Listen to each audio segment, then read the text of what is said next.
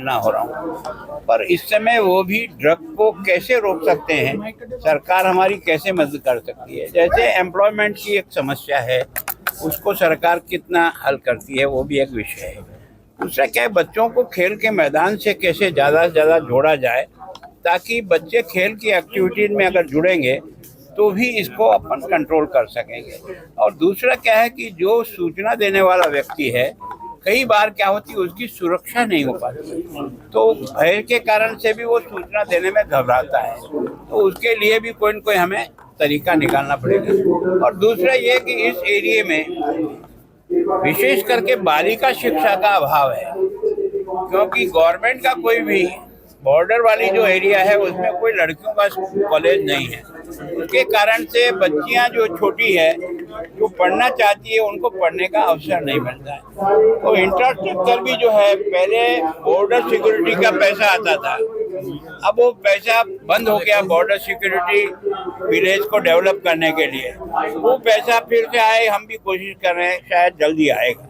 गुलाबचंद जी, एक बहुत बड़ा मसला है, आप 2 दिन से लगातार कर रहे हो पैदल यात्रा, हम देख रहे हैं बहुत बढ़िया उपराला है, लेकिन हम देख रहे हैं कि कुछ दिनों में कई पुलिस वालों की वीडियोस आ रही हैं, वो नशे के साथ पकड़े जा रहे हैं। एक बड़ा मसला है कि उनके डोप टेस्ट जो है कब करवाए जाएंगे। एक बड़ा पंजाब सरकार के लिए ये भी एक मुद्दा बना हुआ है, क्योंकि वो लोग बेच भी रहे हैं। एक महिला कांस्टेबल को भी पकड़ा गया है बीते दिन। देखो क्या है कि बुराई सब जगह है, बुराई को समाप्त करने के लिए जिनको आप पकड़े जाते हैं या जिनके बारे में जानकारी मिलती है, उनके विरुद्ध सख्त कार्रवाई करके ऐसे जो ब्लैक शीप हैं उनको नौकरी से बाहर निकलना चाहिए। नौकरी करने लायक भी वो नहीं है। तो मैं सोचता हूँ ये भी एक दुर्भाग्य है, इतनी लंबे समय की नौकरी के बाद हमको उसका टेस्ट का पता एक घटना के बाद लगता है, ये भी हमारा मतलब कमजोरी है। मैं सोचता हूँ इसको हम सुधारने के लिए सरकार के साथ भी बात करेंगे। कोई डोप टेस्ट का प्रोविजन रहेगा पुलिस वालों के लिए? कोई डोप टेस्ट का प्रोविजन रहेगा कि इनके डोप टेस्ट करवाए जाएं, फिर इनको नौकरी पर रखा जाए? होना चाहिए। नहीं, मैं सोचता हूँ in addition with that police और पॉलिटिशियन दोनों का होना चाहिए, लगता है आपको? देखो क्या होता है, देखो सच्चाई को अगर समझना चाहते हैं तो ड्रग बिना किसी के सपोर्ट के नहीं चल सकती।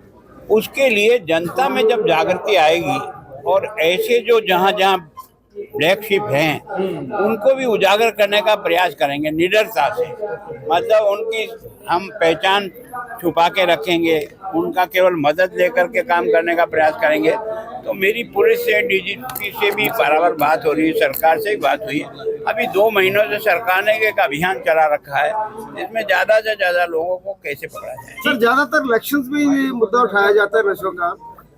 17 में हुई तो कप्तान साहब ने बोला 4 हफ्तों में कर देंगे, अभी बोला 2 महीने में हो जाएगा। तो मैं सीधा ही चुनाव और इस राजनीति के बारे में कुछ बोलने की अपना अधिकार भी नहीं रखता हूँ। मैं ये चाहता हूँ कि सरकारी कानून से कभी भी इन पर कंट्रोल होगा, ऐसा केवल संभव नहीं है। जनता जब तक इससे नहीं जुड़ेगी और जन आंदोलन के रूप में जब ये गांव-गांव और गली-गली में खड़ा होगा, तब जाकर के इसको हम काबू करने में सफल। क्योंकि घर में सबसे पहले किसी को पता लगता है तो माँ बहन को पता लगता है। उसी समय अगर उसके इलाज की दृष्टि से या उसके आगे की उपयोग की दृष्टि से बात करेंगे तो आसानी से कंट्रोल होता है। लेकिन जब वो बहुत ड्रग में आ जाता है, फिर उसके बाद कंट्रोल करना बहुत मुश्किल हो जाता है। पंजाब की जनता को कोई खास मैसेज? पंजाब की जनता को ये हो कि यह आंदोलन नशा मुक्त पंजाब बने, रंगीला पंजाब बने, ये मेरा आंदोलन नहीं है। इसको आप मेरे आंदोलन के रूप में मत, ये जन आंदोलन है। आप इसको जनता का आंदोलन बना करके सब साथ लगे तो आज नहीं कल सफलता हमको मिलेगी।